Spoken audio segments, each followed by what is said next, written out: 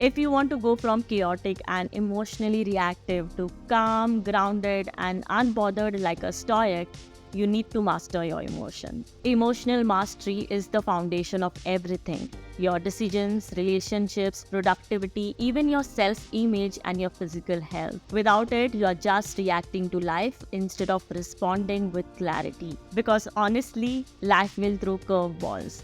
But mastering your emotional state helps you to face challenges without crumbling under pressure and start moving through life with serene confidence. Hi, my name is Tanvi, and in this video, I'm going to provide tools and strategies that will help you to master your emotions and live life with poise and grace.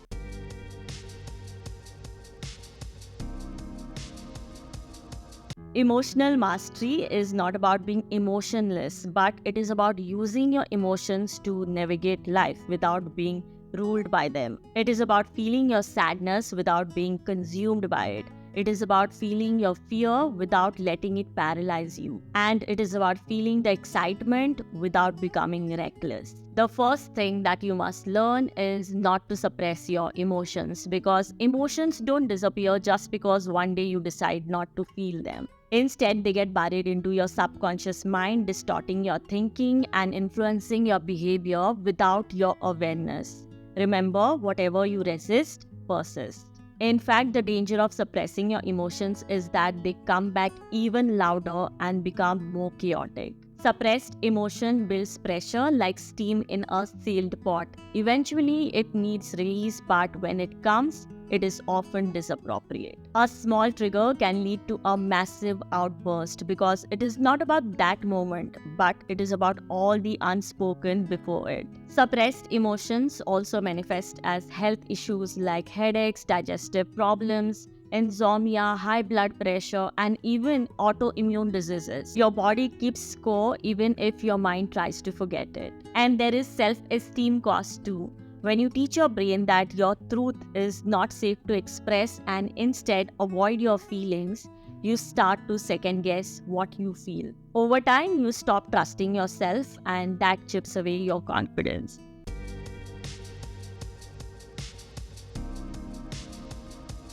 Those who act from a heightened emotional state are often seen as emotionally weak, but that does not mean that they cannot build strength. Just like someone who is physically weak can go to gym and build physical strength, someone who is emotionally weak can also train and grow emotionally stronger. Emotional strength matters because it allows us to operate from our highest potential rather than being derailed by our reactive impulses. Self-awareness is the foundation of emotional mastery.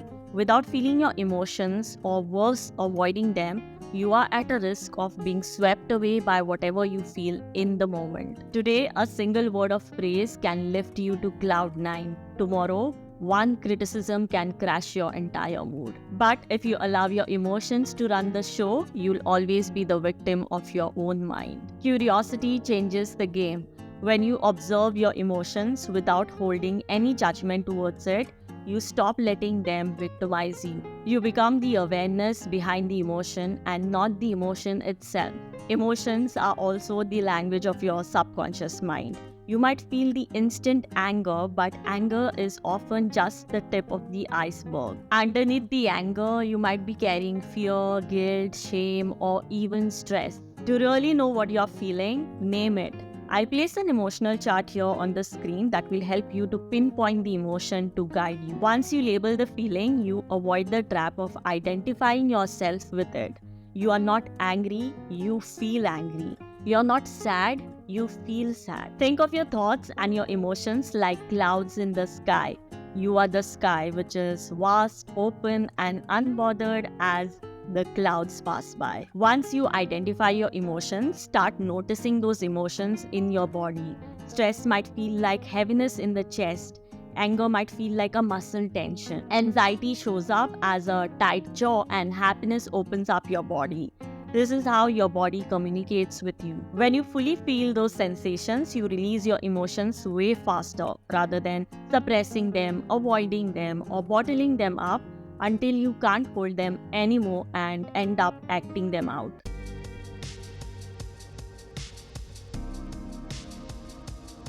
Our triggers can lead to immediate reactions, and when you react instantly, it's a signal that there is an unhealed part of you that is demanding your attention. It is not to say that it's the permission for others to keep pushing your buttons, but it is an invitation for you to take responsibility of your own emotional state. As Viktor Frankl, who wrote in his book Man's Search for Meaning, between stimulus and response, there lies a space. In that space is our power to choose our response. In our response lies our growth and our freedom. Frankl reminds us that while we do not have any control on what triggers us, we always get to choose how we respond. The moment you feel triggered, create some space. Literally pause and breathe. In that silence, you hold the power to choose your response rather than react. When you react, your judgments are clouded and your decisions become impulsive. But when you respond, you stay clear-headed and aligned with your values. You no longer match the energy if someone tries to victimize you with your triggers, because you know your triggers way better than anyone else. Remember, anyone who can make you angry becomes your master. So let your trigger be your teacher and not your oppressor.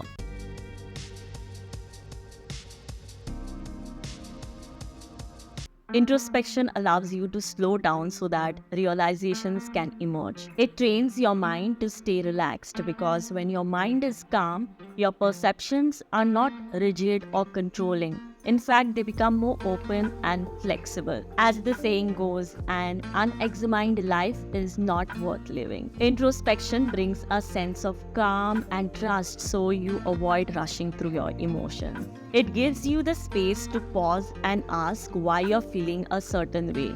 And that way you are able to trace back to a trigger, belief, or a pattern that you were holding unconsciously. That awareness is the foundation of emotional regulation.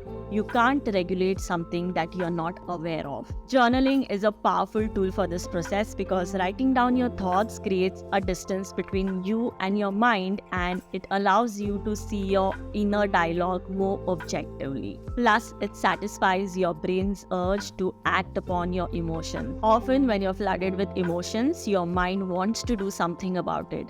Maybe send a text, confront someone, or quit your job. Journaling channels that impulse into movement. It allows you to get every unfiltered and impulsive thought onto the paper. Once it's all out, the urgency fades and clarity emerges. For example, you might write, "I want to scream at them," detailing every emotion behind that urge. But by the end of the entry, you would realize that you actually do not want to scream at someone, but want to feel heard. This is how you're able to turn reactivity into responsibility, simply by having an introspective approach.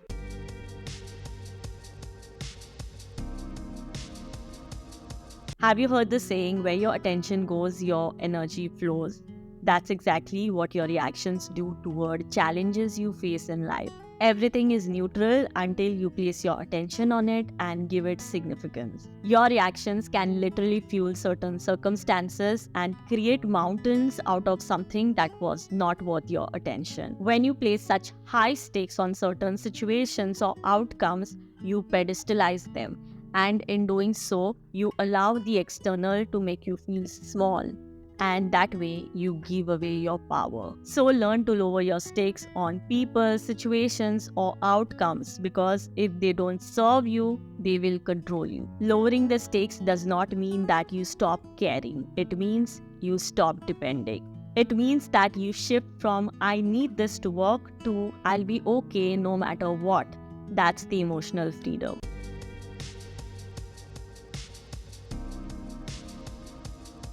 I have said this in my past videos that active listening is one of the most valuable skills one can have. But not internalizing what you listen to goes far beyond that. To be very honest, we cannot control other people's actions. All we can do is hold space for them to act the way they want to act, without making their actions our issue. Holding others responsible for their actions does not mean controlling how they behave just because it bothers you. It does not mean asking them to curate their behavior around you. Instead, it means allowing them to simply be who they are while you stay rooted within yourself and respond appropriately. Because when you constantly adjust your behavior to match somebody else's, you are basically centering them, not yourself. This is exactly Mel Robbins, who is the author of Let Them Theory, talks about. But you can benefit from that theory only if you understand it correctly. For me, Let Them Theory still focuses on others. What works the best for me is staying aligned with my values, where there is no question of others at all, because their actions are their responsibility, and that's the only way to hold others responsible for their actions, by making peace with it.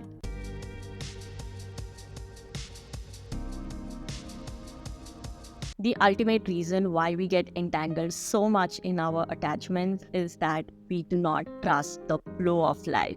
Somehow we have developed this habitual way of thinking that life might take us in the wrong direction, and if we surrender, we might lose control. And in doing so, we develop resistance. This is the exact reason why we struggle so much to trust the direction life is taking us. Many a time we expect life to work in a certain way and fall into the trap of thinking that life is not working in our favor simply because some things are not working as per your plan. But the truth is, sometimes things not working in your favor is actually a sign that life is working in your favor. I personally love Zen philosophy because it encourages you to trust life and not resist its flow. Resistance only leads to suffering. Zen teachings encourage you to anchor yourself to purpose and not to people or circumstances. Because people change, circumstances shift, but if you are rooted in your purpose, you are not easily shaken. Trusting life does not mean giving up control. It only means letting go of the illusion. It is about surrendering to the intelligence of life itself and understanding that everything is unfolding exactly as it should. And with this, I wrap up today's video. Thank you for watching and take care.